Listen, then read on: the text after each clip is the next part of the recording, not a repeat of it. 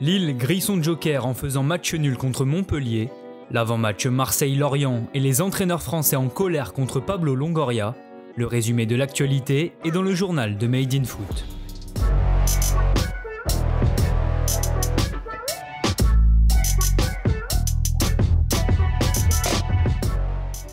Le LOSC s'en sort bien.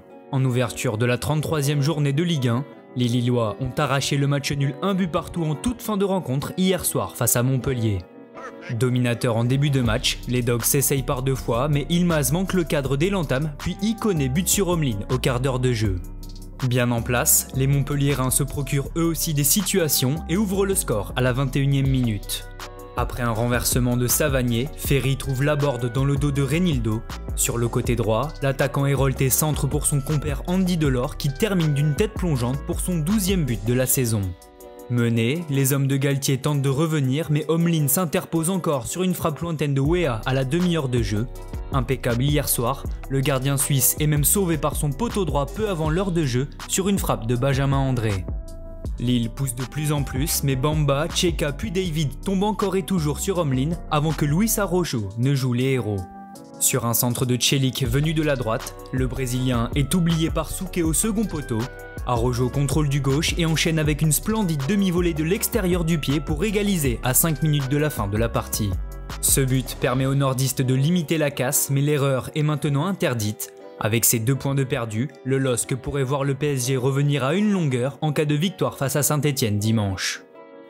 Cette 33e journée de Ligue 1 se poursuit aujourd'hui avec 2 rencontres au programme, à commencer par Angers-Rennes à 12h45. 7e au classement, les Rouges et Noirs doivent absolument s'imposer dans ce derby de l'Ouest pour continuer à rêver d'Europe. Même constat pour l'Olympique de Marseille, 6e, qui accueille Lorient 17e cet après-midi à 17h. Accrochés par Montpellier lors du dernier match, les Phocéens veulent reprendre leur marche en avant et mettre la pression sur le RC Lens. En cas de victoire aujourd'hui, les Olympiens reviendraient à égalité avec les 100 et or. Pour la rencontre du jour, Sampaoli sera privé de ses 2 défenseurs centraux Douillet Tchaleta-Tsar et Alvaro González, tous les 2 suspendus. Lucas Perrin pourrait donc être titulaire. A noter que Rongier et Amavi seront également absents pour cause de blessures. Victorieux 1-0 au match aller, les Phocéens affrontent une équipe qui lutte actuellement pour son maintien et qui a bien du mal à voyager. Les Merlus occupent la dernière place au classement à l'extérieur et leur dernière victoire hors du moustoir remonte au 17 octobre dernier, soit une éternité. On reste à l'OM pour évoquer la polémique déclenchée par le président Pablo Longoria. Dans une interview pour El País, l'Espagnol a donné son avis sur la formation française et surtout sur les techniciens français. En France, il n'y a pas de modèle de jeu établi. Objectivement, si on analyse le marché global, c'est l'un des pays qui exporte le moins d'entraîneurs, ils ne vendent pas d'idées collectives. Des propos qui ont passablement agacé plusieurs coachs français qui ont tenu à lui répondre hier lors des différentes conférences de presse. Bruno Genesio a par exemple estimé que les entraîneurs tricolores étaient sous-cotés, quand Antonetti a lui demandé ce qu'avait réalisé Pablo Longoria dans sa vie pour pouvoir parler.